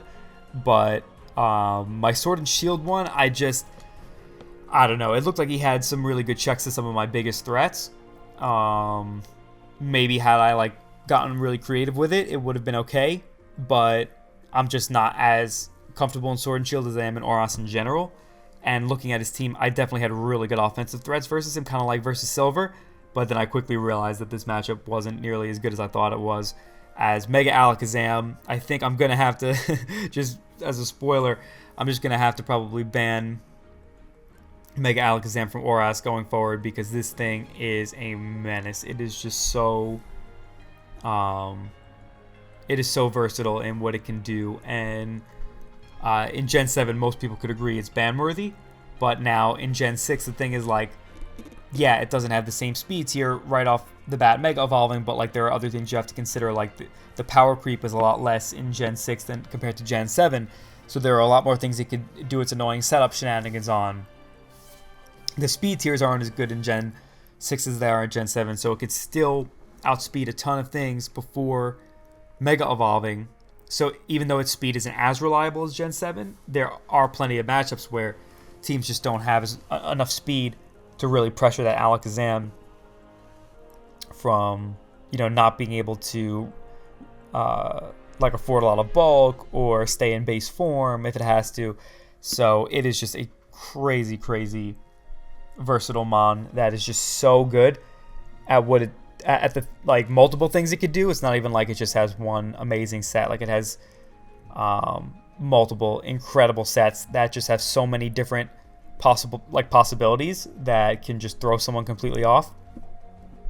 So yeah, I do feel like it might be a little too broken for Oras as well, and I think that I'm likely to ban it next season, but we'll see. I'll maybe put it up to vote again, but I definitely voted ban this season because I had a feeling this thing is just going to be too much, and prepping for it was an absolute nightmare. Prepping for this whole team was really, really tough because Hiker really drafted amazingly well. He's got the Mega Alakazam, Garchomp, Thundurus, Scizor, Uxie, Roselia, and then he's got Tyranitar, which is another pretty big threat to my team, and then his last mon is Clefairy, which isn't really too big of a threat, but always a mon that you can't just have nothing for, which is annoying. So yeah, I put in a lot of time prepping for this even though I was on vacation. I did my best to prep for this despite that, and yeah, it was just one where I was like, yeah, it's a really tough matchup. If he outpreps me or outplays me, there's probably not, or if I get a little bit unlucky, there's probably not much I'm going to be able to do. But I definitely had some help from TDK for this game, though. Like, he gave me some cool ideas for team building that really helped me refine my team. Because the team I had going into this beforehand just felt like it relied on too many either assumptions or me not getting unlucky. So him helping me out definitely was nice. As yeah, my tests started going a little bit better after he helped me. So shout outs to him, and just shout outs to everybody else who helped me prepare for this game, because I definitely was stressing out for it. So we'll get into it. As Hiker leads with his Uxie, I lead with my Mesprit, as I'm going to get at my Stealth Rocks, and he actually tricks me a Flame Orb, which is interesting. I was Lumberry because it was really nice for Yawn Uxie, which is just a menace to my team. But this is annoying because I'm actually like knockoff Ice Punch, Fire Punch Mesprit. So being able to just, like if I was healthy here, just being able to knock off the Uxie and really whittle it down would be really nice. But unfortunately I can't do that because, well, I could, but it just really wouldn't gain me much because that knockoff is doing so little now. I'm going to switch hard into my Infernape because I'm expecting his Uxie to go for Stealth Rocks here. Kind of a bold prediction, but I didn't really think he would go for like Psychic on my Mesprit in that scenario. I figured he might go for like either a status move. Actually, no, he probably wouldn't go for a status move because he already burned me. But he'd probably go for like Stealth Rock or U-turn. So I'm going to go hard into my Infernape here, as if he does stay in Stealth Rock, then I could probably get off my Encore here because I think he's going to stay in.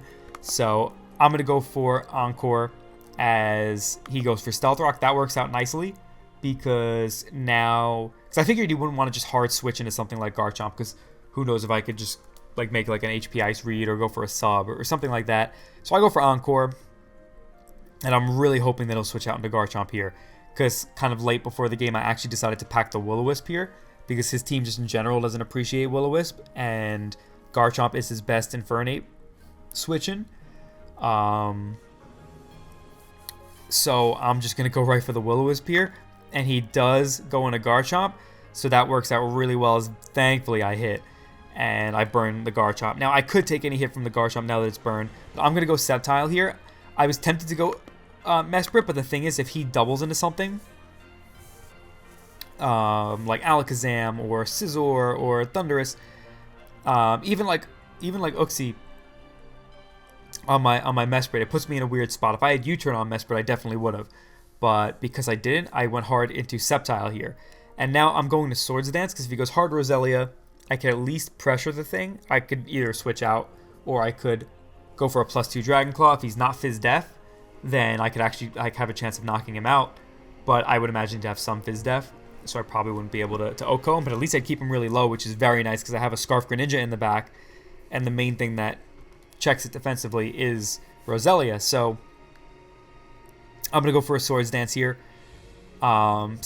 Staying in base form as well, because if he Earthquakes, then... actually, no, I do think I Mega here.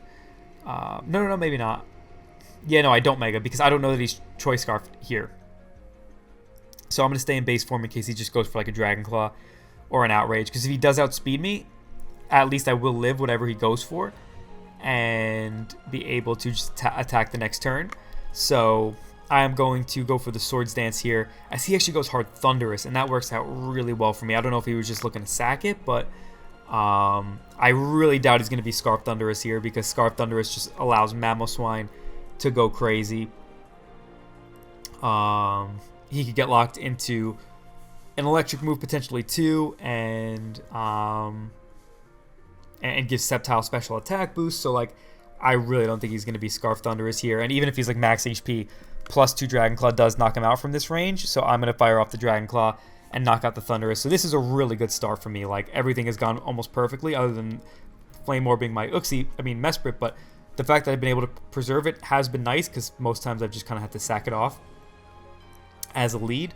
And my team has no switch-ins to anything, so being able to preserve the Mesprit is really big here. So he's going to go into the Garchomp here, so now he pretty much reveals that he's Scarfed. And I was tempted to stay in, because if he goes for Dragon Claw here, I could actually live it and take out the Garchomp too.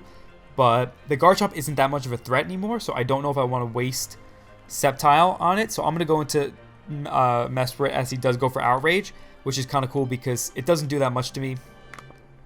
And I can get off a guaranteed Ice Punch, which is going to put him at a pretty low range. And now, because he's still out of range of Stealth Rocks, I might want to preserve this as a sack.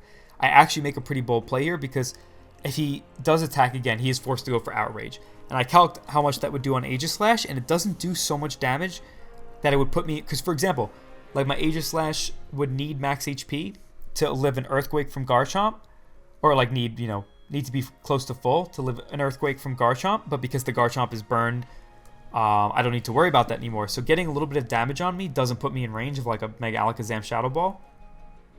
So I'm actually going to make the hard play into my Aegislash, because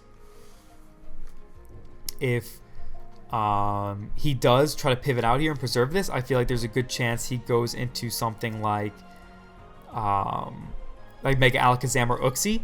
So if I catch one of those two things, that would be very nice for me, as he goes hard Uxie, as I actually go hard Aegislash. So that works out really well for me. Now, in hindsight, this might have been a little bit of a misplay, because if he goes hard Uxie, I could actually live it and take out the Garchomp too. But because the Garchomp isn't that much of a threat anymore, so I don't know if I want to waste Sceptile on it. So I'm going to go into Mesprit, as he does go for Outrage, which is kind of cool because it doesn't do that much to me. play, just because it was pretty obvious that he would sack Garchomp here. But like, if he did have anything annoying on Uxie, like Foul Play or Yawn or goes for even the Trick and takes my weakness policy, those things could be annoying. So I just kind of played a little safer, but I probably should have just gone for the King Shield here, expecting him to go into his Garchomp, because then I could stay in my shield form so he doesn't have like a freer switch into anything. But I don't think it really mattered that much. I can't remember what he went into. So he does go into the Garchomp as I do just attack and reveal the Shadow Ball. As here, he is going to go into his Roselia. Yeah, so it didn't matter because either way he probably would have gone Roselia because it walls Aegislash. So I'm going to switch out here and just sack my Mesprit as he makes the good play, probably knowing I'll do that, and just goes for the Spike. As that is actually pretty bad for me because, for example, like my Infernape is Pyapa Berry, and if he's like max special attack Mega Alakazam, I live a Psychic after Stealth Rock's guaranteed, but with a Stealth Rock and a Spike, then all of a sudden, like, I think I'd need an extremely low roll to live it. He'd have to be like an uninvested Mega Alakazam for me to comfortably live a Psychic after 2 rounds of hazards now. So it also is annoying for my Mamoswine too, because I'm Curse with weakness policy, which is really nice for baiting like a Bullet Punch on Scizor. But if I get pretty much any damage on me, then if I get pretty much any damage on my Mamoswine, then it would probably put me in range of a Bullet Punch. So I was very tempted to Curse here. Very, very tempted. But really felt like I couldn't take the risk because his Mamoswine was pretty important. As he actually goes for a Trick here. Takes my weakness policy. As I go for Curse, and I probably should have Cursed again here, but Icicle Spear into Ice Shard would have knocked him out. And if he damaged me with like Foul Play or Energy Ball or something like that, Psychic even, I felt it would have been worth it to take the Uxie out of the equation. But the way he goes into the Mega Alakazam like this is like, okay, he's probably a bulky set. He's probably Barrier. So I am going to probably have to switch here, because if he does just Barrier in my face, I'm in trouble. Because I would just, like, a -1 Earthquake does like 20% to like +2 Mega Alakazam. So I'm pretty much forced to switch out here. At least if I cursed one more time, he would have been a little like I probably could have stayed in an Earthquake, because if he did Barrier, it would have done like 30-something%, which isn't terrible. And if he did attack, I would have done a ton of damage. So here I do switch out, go hard into my Aegislash, because even if he does have like if he does want to just go for a super effective attack to knock out my Mamoswine here, I can at least pivot into Aegislash and it could take one of those attacks. But this was a risky play, because if he did just like go for the Shadow Ball, saying like he can't really hit me that hard with his Mamoswine here, I could have been in a bad spot. Although it would have procced my weakness policy, which would have been nice, because Shadow Sneak does a lot to his team. But yeah, here he goes into the Roselia, as I could just fire off a Shadow Ball. And this does a lot, but unfortunately I am Quiet Nature, so I can't outspeed the Roselia, and he's not in Shadow Sneak range if he is physically defensive, which I'm expecting him to be based on how little Spadef he had taking that Shadow Ball. So, because yeah, Aegislash's Shadow Ball would not do that much if he had Spadef investment. So I'm going to go hard into my Mamoswine here, because if he Synthesized up there and I went hard Sceptile, because I was expecting the Shadow Ball, it does kill from that range. So if he Synthesized up on my King Shield or expecting Sceptile, then I would have just had to sack Sceptile. Like I could have tried to Swords Dance, but if he Sludge Bombs, I die. If I Dragon Claw on a Synthesis, then pretty much the most damage I'm going to have on him is like 25% from Dragon Claw. So it would have not have been a very good exchange for me. So I actually go Mamoswine first, because if he Synthesizes up, I at least could just click either Earthquake or Icicle Spear. But now I'm actually going to pivot back into Sceptile, because if he Shadow Balls again here, then I can at least knock this thing out probably with a Dragon Claw or Hidden Power Fire. And if he has Bullet Punch on Scizor, he could revenge me that way. But if his Mega Alakazam is slower than me, which I'm thinking it might be because calculating the damage on the Aegis/Psychic, he had no special attack investment, so he might be a really bulky one that's not faster than the Mega Sceptile. So I could Swords Dance, because if he doesn't just knock me out, I could just Leaf Blade first, but yeah, like I had options. I would have been in a pretty cool spot if I did outspeed the Mega Alakazam. So now I'm thinking Giga Drain would probably be... I'm thinking that Giga Drain might be his last move, and he might go for that, or he might just click Shadow Ball again so I don't pivot Aegislash.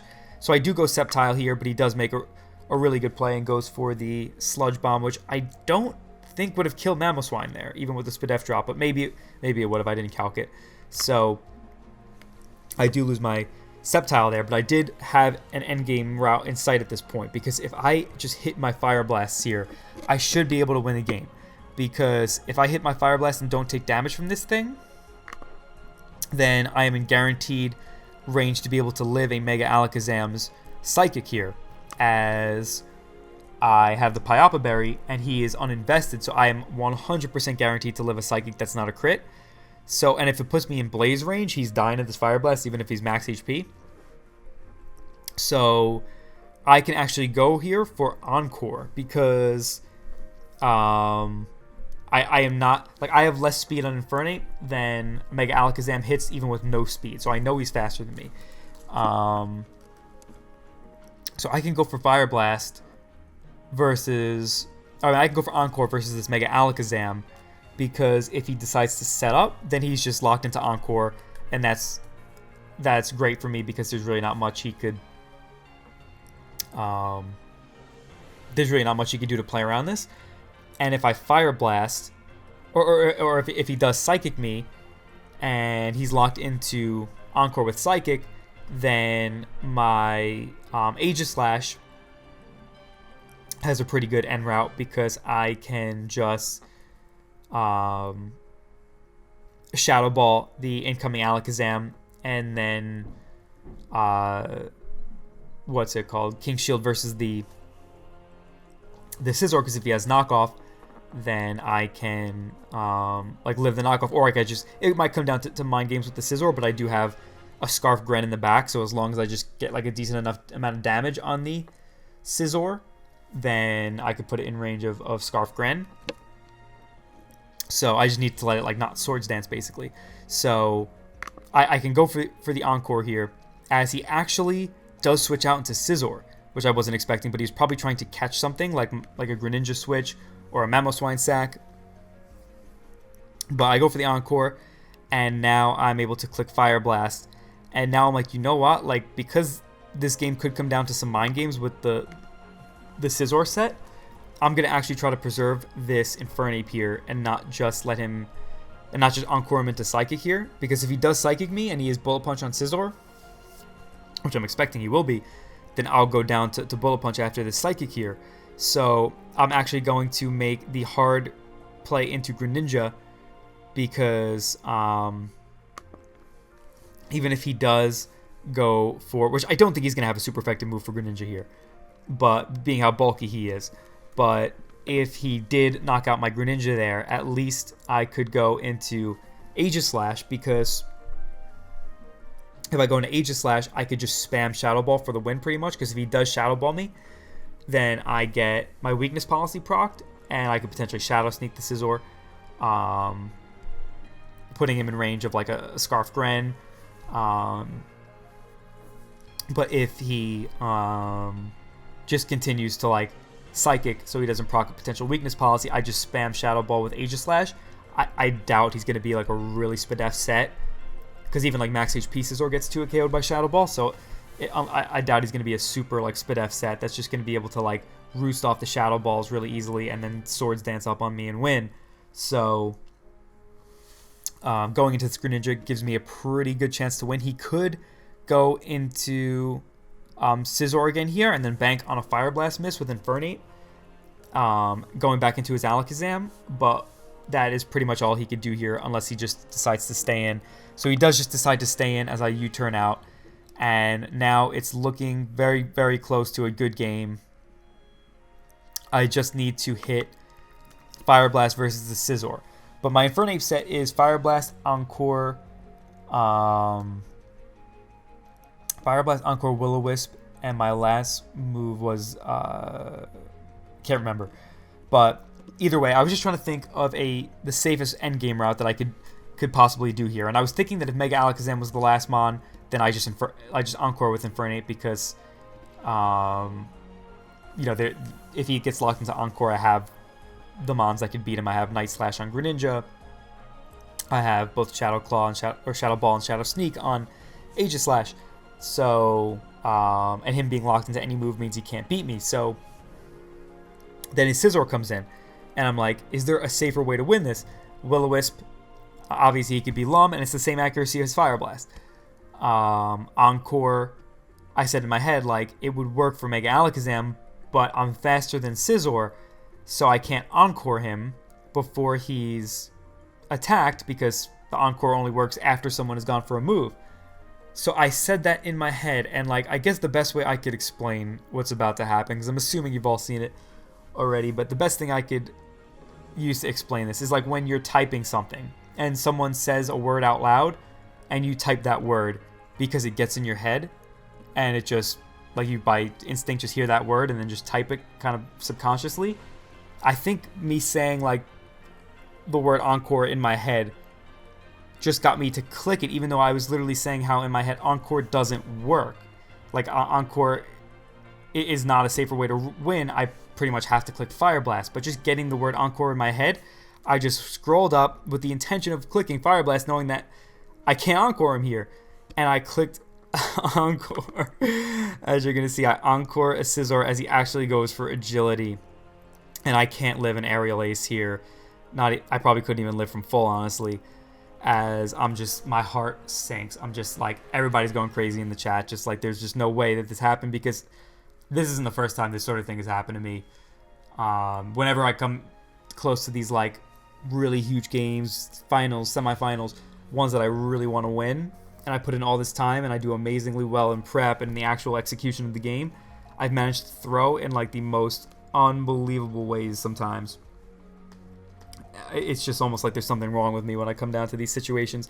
Like, yeah, I was extremely nervous for this game, but at this point, like, I was just thinking so clearly, making every right decision, and then literally just come to a point where, like, I decide in my head I can't Encore him because I'm faster than him, so I need to click Fire Blast, and somehow I just, like, subconsciously click Encore. And now, basically what this comes down to is a couple things.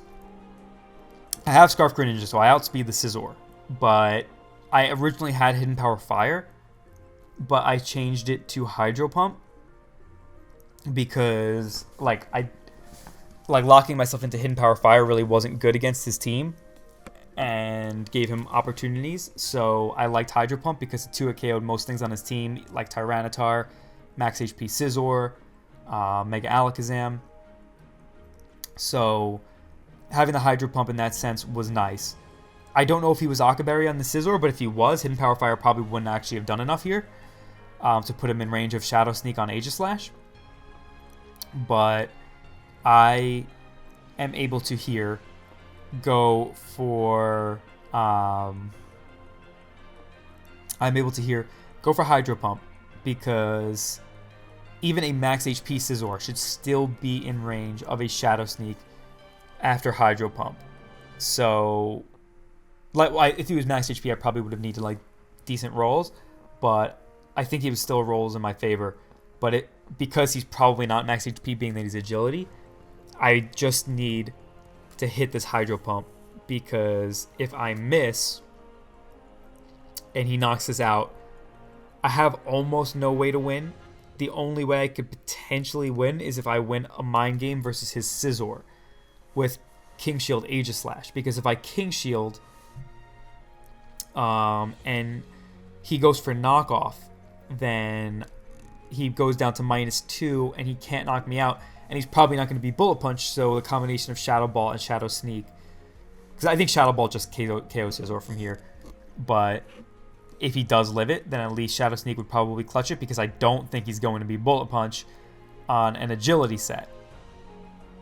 So he's probably going to be Aerial Ace, Bug Bite, Knockoff. So that like I do still have a very outside chance if I miss this hydro pump. So it would obviously I had to hit the fire blast too, and I already hit a bunch, but like 85% accuracy most likely would have hit it. Just the most bonehead play ever. I was so filled with like, because I had so much fun this season, and my season was going so well that like if I lost this fair and square in a really tight game, I could live with that. Like I had such an amazing season. Like how could I be mad about that? Obviously disappointing to not make finals, but like making semis, going 10-0 up to this point, I could have been okay with that. Especially the DPL is going on. It would have been a little bit nice to almost like not have as much going on. But to throw it this way, oh my god. I just no words. There are no words to explain. It just happened, and it's crazy. So pretty much comes down to this: can I hit the hydro pump or not? And thankfully, my Greninja is well trained. Hits the hydro pump. He agilities again to make sure that he outspeeds. And now is able to like he could have just like I guess he could have just bug bited there, but I guess the yeah, I don't know, but it like didn't really matter. Like I don't know why he agility there, but either way, it's like let's say he agility and not hydro pump and then still have like water. Well, I mean no, he knows that I'm Scarf. Never mind. Yeah, but yeah, I guess just agility and ensure that he outspeeds the next turn. But so I bring in my Aegis Slash, and he is 100% in guaranteed range of Shadow Sneak here, so I am able to knock him out, and that is going to be GG, and probably the craziest game I've ever played in my life. Like, there have been plenty where I've had that sort of scenario where I've just done so amazingly well and then thrown. So the fact that I did that and still won was just crazy. Oh my goodness. Shout outs to Hiker Toad. Congratulations on the insanely good season. Like 8-1. Beating some of the best players in the game. Or 8-1 in the regular season. And then winning his playoff game, obviously, before this. So 9-1, and just so many amazingly good quality wins and everything. Just awesome season. Really, really good game here. It's so funny because Hiker always is he's like infamously known for his luck, where like things like this, even external factors like me going for Encore, not even him dodging Fire Blast, like me going for Encore would happen to him. So like everybody was going nuts because this is such a Hiker Toad sort of thing where him having like plot armor is like a running meme. But wow, that was that was absurd. But at least it was entertaining. I'm sure that people got some level of enjoyment out of that.